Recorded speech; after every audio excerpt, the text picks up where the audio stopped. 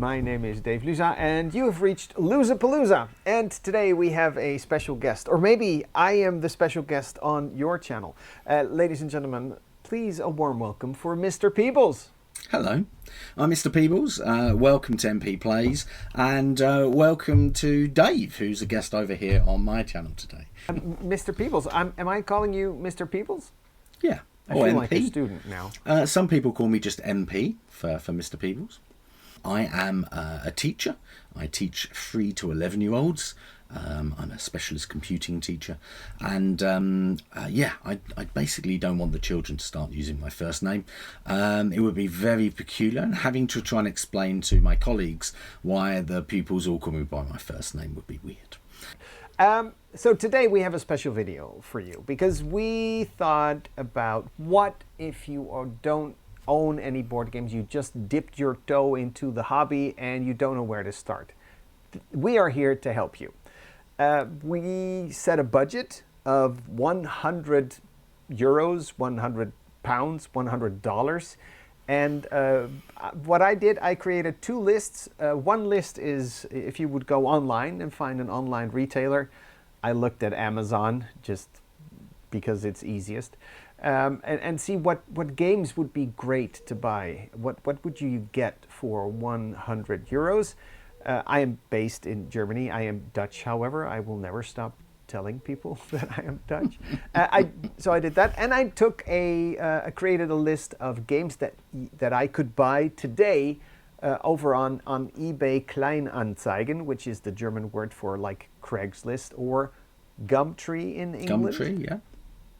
I guess eBay so would probably work in a similar sort of way as well, maybe. Yeah, or Facebook Marketplace. Yeah. Or I went off of the idea that you would buy locally, so you could go on your bike and drive to the other part of town to get a used copy of a game, or get murdered because you never know. What did you do with your assignment, Mark?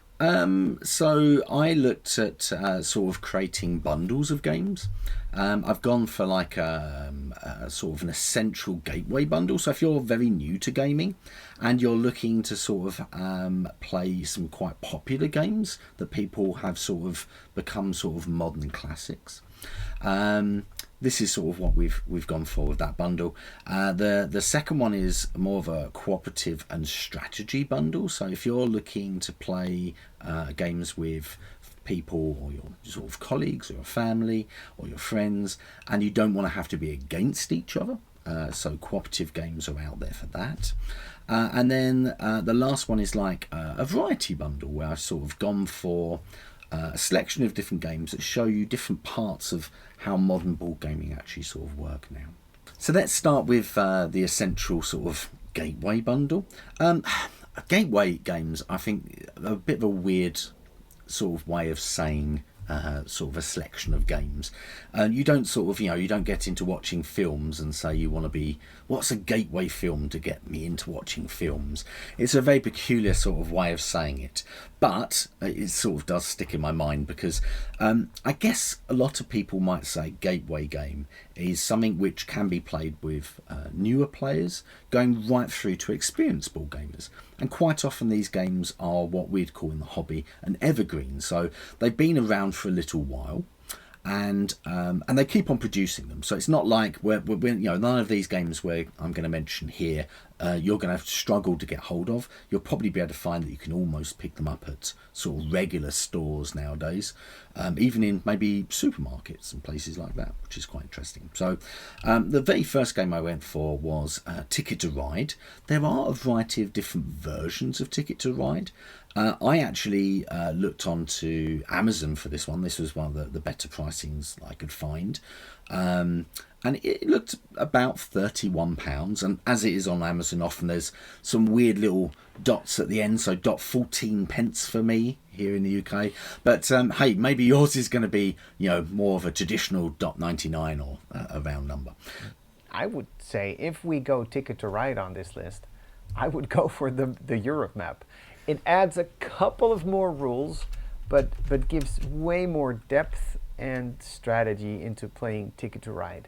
And I don't want my people to say if they started playing Ticket to Ride and really enjoy it, to have to tell them, yeah, and now buy another box. I think they should go straight for the Europe map. Please continue. I will shut up. No, it is a good point. Our next one is Carcassonne, the board game.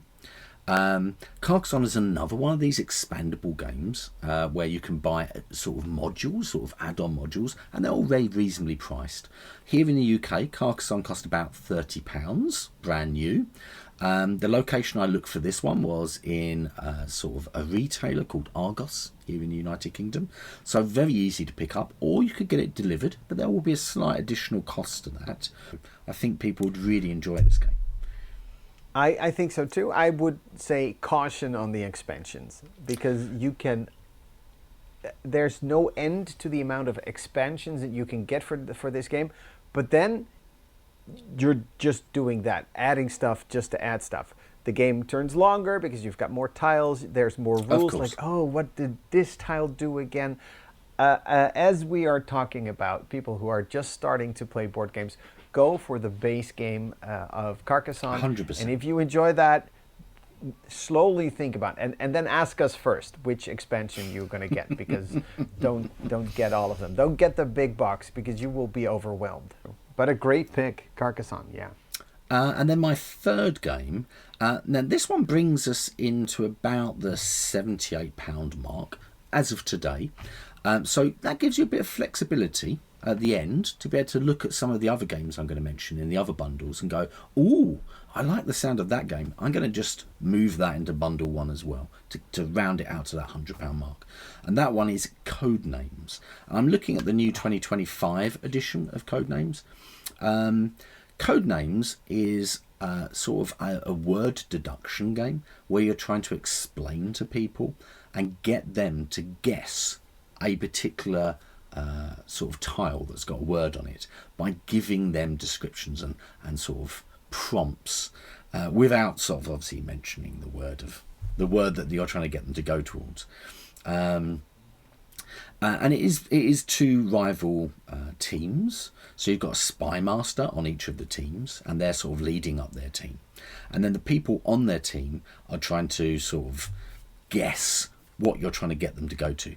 And you would be surprised the amount of times that someone will say something and you think clearly there's only one tile that they can go for, and everyone says no, it's monkey, and you're like, monkey? That what? And yeah, your clue is you honestly thought it was definitely could only be over here on this insect that you were looking at, and everyone's chosen something totally and utterly wrong. It's such a fun game. Very, very, very good. Yeah, good choice. Wow. So we've got Ticket to Ride, Carcassonne, and Codenames. 3 amazing games. If someone you know has got one of these games, ask if you can play it with them. Maybe you'll love it and you'll want to go out and buy your own copy, or maybe you'll be like, it's not for me, and then you can jump that off the list and go for another game. My list it's always going to be for a gateway game for people. Just the first one is going to be online bought versus second-hand locally. Okay. That's my distinction between my 2 lists. So first, let's go. I got all of mine on Amazon. First off, Cascadia. I think Cascadia is a tile-laying game. It's a little bit newer compared to Carcassonne. But it's also a tile-laying game where you're placing tiles. Now you are not doing this on a collective board, but everyone's building their own area themselves, recreating Cascadia in the northeast of America and Canada. So that area, I think this is an amazing gateway game. It is easy to get into, and during your first play you really have the feeling that you're making your own decisions without someone else leaning over. It's like, maybe not do that. It's like, no, I've got this. Thank you so much for explaining the game, and then immediately get going. So Cascadia currently is 28 euros here in Germany. So that's a great price if you can get it for that. I think you're doing yourself a huge favor. It's got great replayability. So that is the first game on my list. Second game is Codenames. We just talked about it. 16 euros over here. Wow. So that puts us at 44 euros.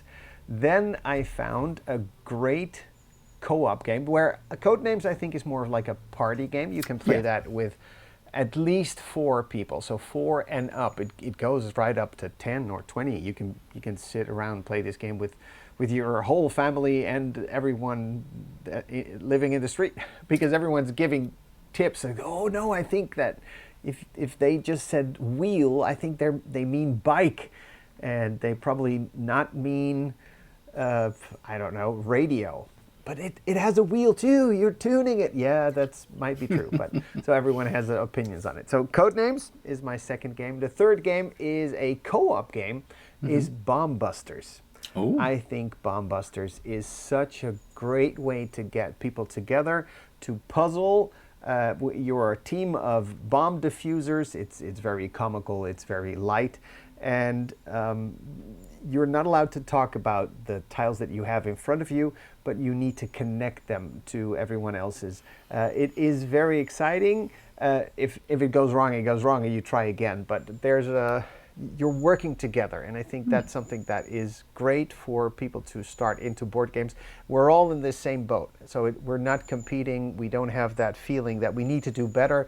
I don't know this game very well, so you have an advantage. Hey, I want us all to do good. So Bomb Busters is a great game. And then that was just 25 euros, so I had 30 plus euros to go, and I looked on Amazon and I found a game that is really a step up.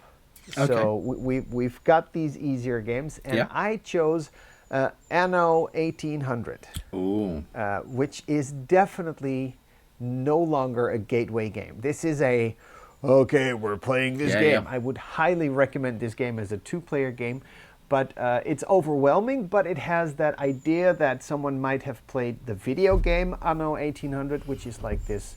You start off small with, it's almost like one of these Facebook farming games, because in the beginning you can only build specific goods that the cards in your hand, they need soap. Oh, how do we create soap? Well, it turns out you need pigs to create soap. I did not know that, but the game told me. How do you make beer? How do you make vodka? Well, you need potatoes, and so you're slowly starting. But in the end, you try to create different goods like glass and like, I don't know, a tractor. Someone needs a tractor. Yeah. What? All these steps that go before you can create a tractor. What do we need? We need to create power. We need to create electricity. All these different steps that all started off because we wanted to create vodka. It's not an easy game, but I think it's great to have a game that is a little bit more challenging, I guess. So we've played Cascadia, we've played Codenames and Bomb Busters, and now I want to play something that is a little bit more challenging. Of course, it comes with a little bit more rules, but I saw this deal and I thought for 31 euros, let's add it to the list. So, Codenames, Cascadia, Bomb Busters, and Anno 1800 for 100 euros to start your board game collection. Sounds amazing. My first game, I would go for Dorfromantik, the board game. Oh. So That's a great choice. if you've ever played Dorfromantik, the computer game, this has got very, very similar feel to it. So Dorfromantik, the board game, is a tile laying game. It is cooperative. You can play it on your own as well, but effectively you could play up to 3 or 4 players without a problem. And you're sort of just building out and trying to complete tasks. So you might pull out one of these tiles, and the tile says, I would like to have 4 railways connected to it. And you've already got the one that's already on the tile, so you need to get 3 more. A new task comes out and it says it wants some waterways. So you go, oh, okay, so we now need 5 waterways. But you don't want to have the waterways right next to the railways. It's going to cause problems. So you're sort of trying to work out where to place those tiles. So there's sort of a little bit of sort of tension and trying to get the best score you possibly can, seeing if you can go through all of the tiles, all the scoring tiles. That's a nice challenge. And inside of the game there is also like some unlockable content. So as you go up and you complete certain tasks and your score goes up to a certain level, you unlock more content inside of the box. So it's like having some sort of mini expansions, but all built in. I'm seeing this one here as being about £36. That is from a online board game seller. Great choice. My next one, this is fresh in my mind because we've only I've just bought a new expansion myself for this, because this is a game that I really like as well, and that is Acropolis, the board game. So Acropolis is another tile laying game. A little bit different from the last one though, because this one, instead of it being cooperative, this one is competitive. So you are trying to beat other people, get a better score than they've got. You're placing down tiles and you're trying to sort of place them in the correct positioning, but it's got like a bit of an auction sort of process going on, where you're choosing tiles from a display at the very top, and those tiles you're choosing from the top, the ones that you might want, if you're not before the other players, they might end up taking those. So they may be a lot better tiles out there. Some are going to give you scoring conditions. Some of them are going to have the sort of component parts to be able to build up an area so you can score a large amount of points.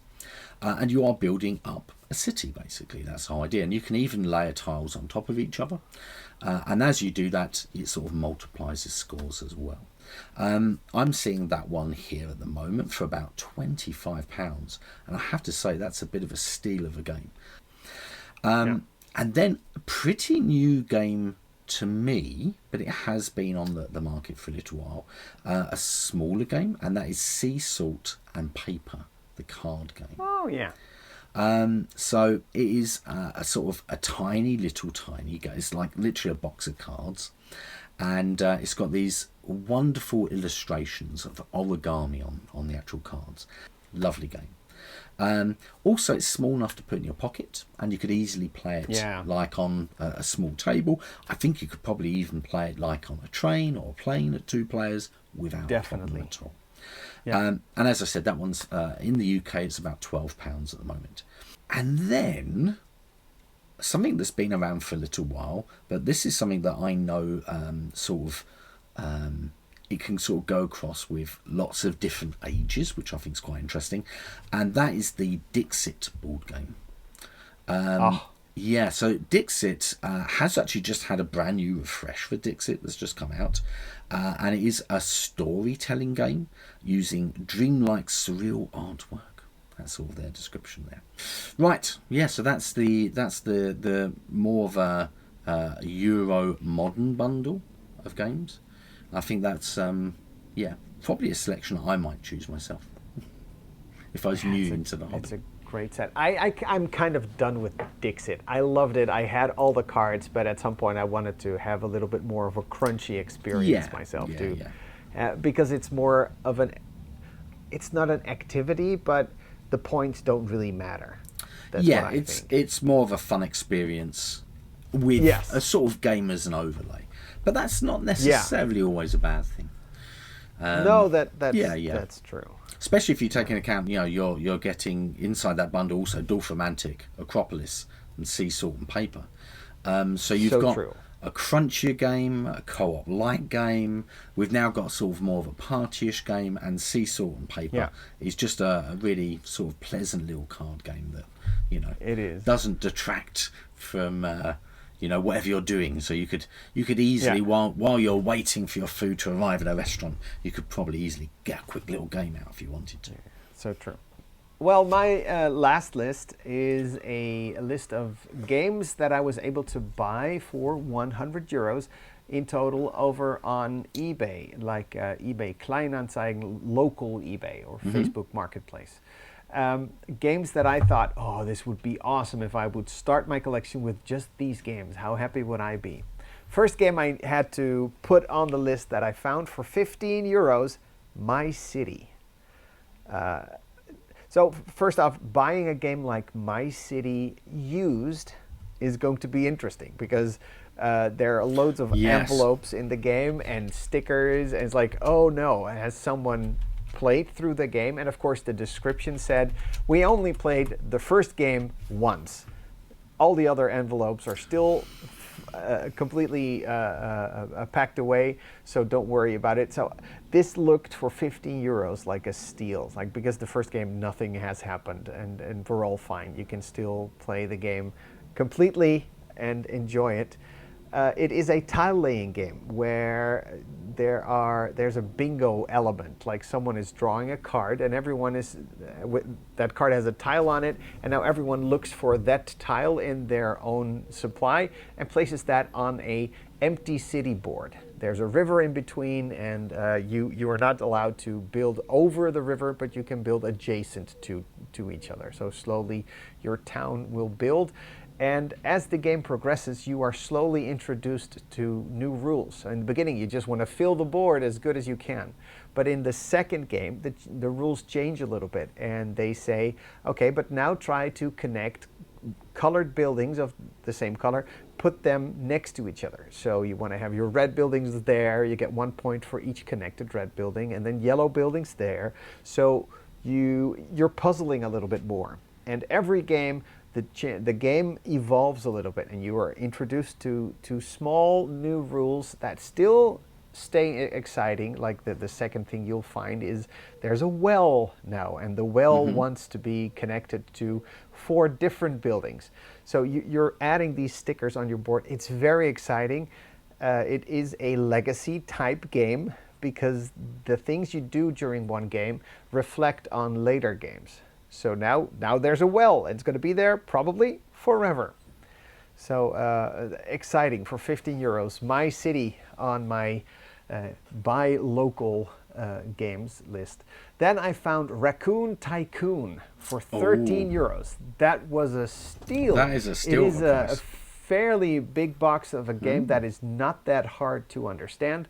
And I think that the art is amazing, and you can really have a good time with Raccoon Tycoon. It's not a beginner type game, I know this, but for 13 euros, I just had this little hole in my budget that I thought, you know what, let's add that game. Then, big box game, heavy game, but for 25 euros, I was able to pick up Lost Ruins of Arnak. Oh. This is a big box game. This is a complicated game. But if you're trying it out, paying 25 euros for this game, of course it's used, but that also means that once you've tried it, and maybe it's something for you, but if it is not, you could just resell it again, because board games tend to keep their value very well. So if you got this one for 25, which was a good deal, I'm very certain you can get at least 20 euros back for it. Yeah. And 25 if you wait some more. So I think it's amazing. Then I found Chronicles of Crime. Now this game is a detective game. Everyone is a detective, and you're using your phone as an interrogation piece. So you're going to different crime scenes. All the cards have QR codes on them, and you use your phone to say, hey, let's see what this woman knows. Click, and then you do that, and the game tells you the information, and you're slowly puzzling together what crime happened, and it is a fun way. And come on, for 18 euros, I could not add this to the list. Then I have Railroad Inc. For 14 euros. We got 2 complete games of Railroad Inc. They put the bright yellow and the blazing red, I think, the game. Railroad Inc. is a game where you can play with up to, I'm going to say 100 people. That makes sense. It's an amazing game that is just a different feel, and I think is a great addition to this list. And the last one is crazy fun madness. It's called Magic Maze for 10 euros. That rounds up to, I think, 98 euros. It can be very exciting. It can also be very annoying. but sometimes that just happens. But for 10 euros, come on, that rounds out this set of used games that you can get for 100 euros on eBay. My City, Raccoon Tycoon, Lost Ruins of Arnak, Chronicles of Crime, Railroad Inc., 2 boxes, and Magic Maze. That is 6 amazing games. That's some amazing games. Probably not regret it. Oh, this is such a... I wish I could start over my collection and just get them. Oh, so good. Thank you so much, Mark, for going through this list with us and sharing these lists with everyone. I like to talk about board games. Yeah, me too. I know you do too. So let's see where this goes. We can give ourselves more assignments like this, £100, 100 euros. Create a board game collection, and we'll do some more stuff. If anyone has some ideas of games that you think should be the first game on your list like this, let us know in the comments. And also if you have ideas on topics for us to talk about. Like I said, we love to talk about them and create these lists for you. We've played a couple of games, so we know what might be good for you. I think at the beginning I thought I was a content creator, creating content about board games, but more and more I think, no, I should be influencing people. Go buy Cascadia. It's such a great game. Do it. I think... Thank you, Mark. Yeah, I just like to talk about my passions, so board games being one of them. And you know, if that accidentally means you go out and buy some games and have some fun, so be it. I don't think it's a bad thing. Yeah. But it's that nice face-to-face interactions, making new friends. It's very, very chill. It's if you are new to the hobby and you're sort of, this is one of your first videos you've watched and you're trying to find out, or maybe you're buying games for someone to get into the hobby. Maybe you're looking for son, daughter, maybe grandchildren, and you want them to get into the hobby. One of the best things I think about the hobby is nearly everyone that plays board games tends to be pretty nice to other people playing board games, because they want everyone to play board games with them. They don't want to alienate people. Or what happens is they've got no one to play games with. So you're like, oh, yeah, come on, let's all play games, everyone. Yeah. So thank you very much, Dave, for having this lovely discussion with us. If you like what we do, then give us a like, give us subscribe to the channel, and hit the notification bell. That's what we need to do now. Thank you so much. Thanks, Mark, and everyone. See you next time. Bye-bye. Bye. Loser Palooza, where everybody knows your game.